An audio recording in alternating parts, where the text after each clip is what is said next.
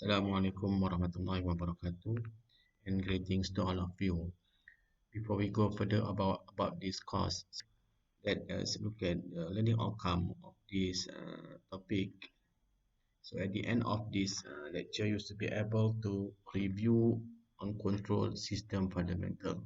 And we review again what you have learned before in control system fundamental. And next, relate the previous course that what you have learned before with this course, control system engineering.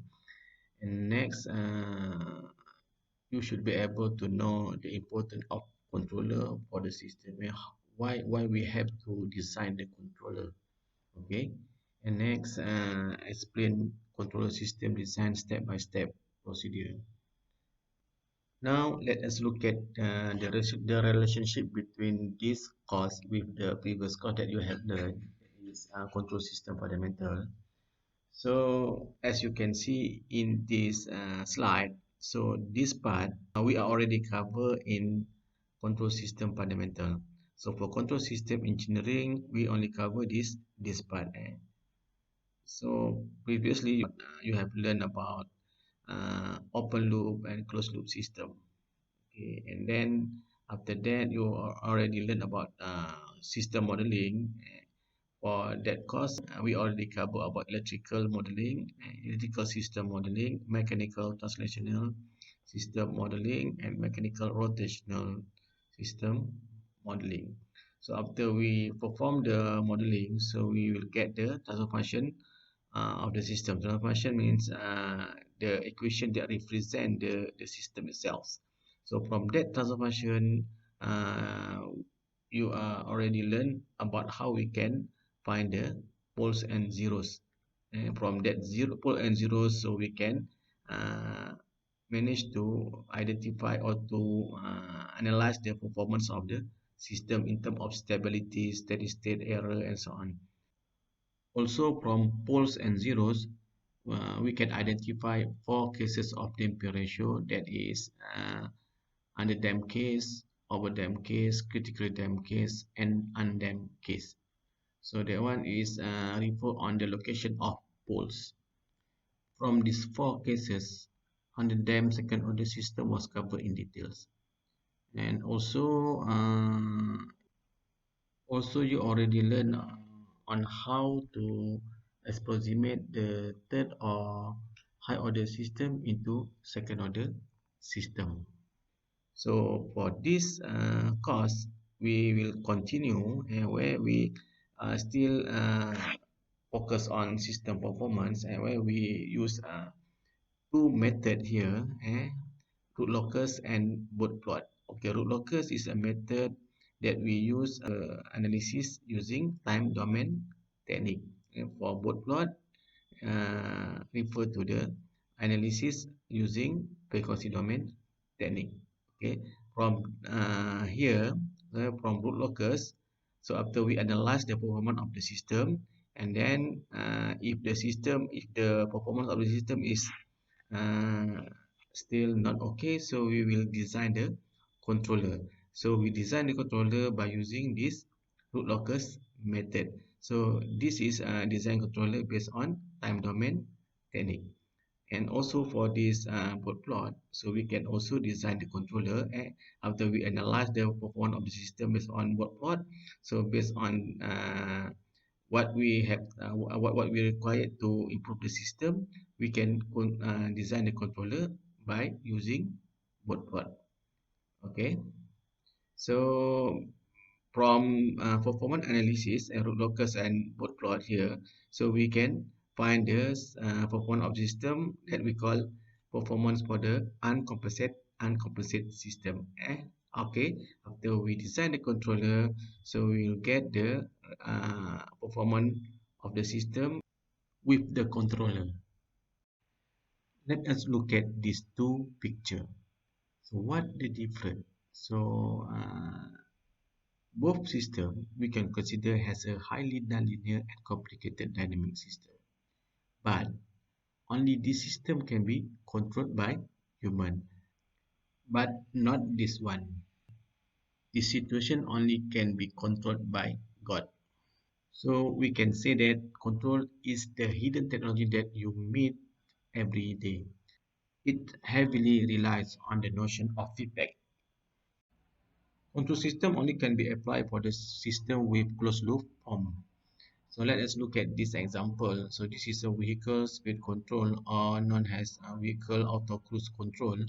So for this case, we have this SUV here with the closed loop system.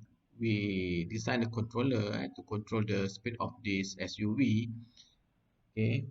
So when vehicle driver switch to set a desired constant speed, auto cruise control system maintain its speed without the driver stepping on the accelerator. So this is how we can automatic control this movement, this the speed of this SUV. Basically, there are three goals that need to be taken into account when we design the speed vehicle control. So first is about the stability. So we have to make sure system maintain and hold steadily on desired speed operating point. Second is about the performance. So we want the car go fast and with the fast response and rapidly change once desired speed is set. So next is robustness. So we want the system can tolerate various disturbance, dynamic, for example, mass, drag, etc. Before we can design the controller, so we have to understand these four cases of damping ratio. So this is what you have learned in the control system fundamental last semester. So there are four cases that we need to understand. So first we call overdamp case. So where zeta is greater than one, zeta is damping is referred to this damping ratio. So when system is overdamp, so there is no overshoot, but the response is quite slow compared to the other case. So next, for critically damped, so this is happen when zeta is equal to one. This is the response that the system can provide fast response without overshoot. So next is under damped case where zeta is between 0 to 1. So in this case, there is overshoot for the system. Okay, the response is quite fast compared to this critically damped and overdamped, but the system consists of this overshoot. So the last one is an undamped case where zeta is equal to 0. In this case, the response is constantly oscillate. So why we need control system? So for example, if we have a system with a slow response, so we want that system become, we want the response become more faster. So we have to design the controller to make it more faster. Another example, if our uncompensated system come with under damped case where the response with overshoot, so we want eliminate that overshoot, so we have to design the controller to reduce or eliminate that overshoot. Controller is also need to design to eliminate the steady state error. To review what you have learned in control system fundamental, so there are three steady state error constant that we call position constant, velocity constant, and acceleration constant. So for the position constant, we can use this formula to calculate the error. So where infinity means ESS equal to 1 over 1 plus Kp. Kp is referred to this position constant, where Kp is equal to limit S to 0 Gs. Gs in this case is open loop transfer function, this one. Okay, also same for the velocity constant. So the formula become E infinity equal to 1 over Kv, and also for parabolic E infinity equal to 1 over Ka. This steady state error can be eliminated by designing the controller. So how we can design the controller? So we can design based on these three methods. So first we can use as planned.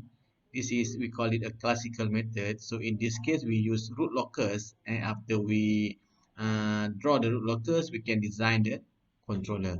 So next we can design also using frequency domain technique. So this one also we call classical method. So in this method we use both plot. So where we draw the both plot first, and after we analyze the performance of the system based on that both plot, so we can design the controller based on the requirement that we have set. So next we can use other method, that is we call it a modern method. So this one designed in the state variable feedback control. So in this course we only focus on these two method, which is as by using as plan, using root locus, and also by using frequency domain, which is using word plot. Design of control system. So how we can design a control system? So before controller can be designed, transfer function of the system should be obtained. So this can be done by obtaining a model of the system. So first we have to do modeling. Okay. So in other words, we have to represent the physical system into mathematical equation. So through this transfer function, the performance of the system can be examined. And then after that, based on this performance, improvement of the system can be done by design the controller. That is based on our requirement setting. So in order to design the controller, so we have to choose the appropriate structure of the controller. And for example, we can choose cascade control, feedback control, and so on. So the control parameters need to be calculated using an appropriate technique. Okay. So after that, we have test the system. Testing should be performed to check either the requirement has been fulfilled or not. Next, investigate on the sensitivity of the performance should be done to change the system parameter, where the modifications of gain or architecture will perform if needed. Okay, this is the reference that you can refer for further information about this control design. Thank you. We'll see you in the next lecture. Assalamualaikum warahmatullahi wabarakatuh.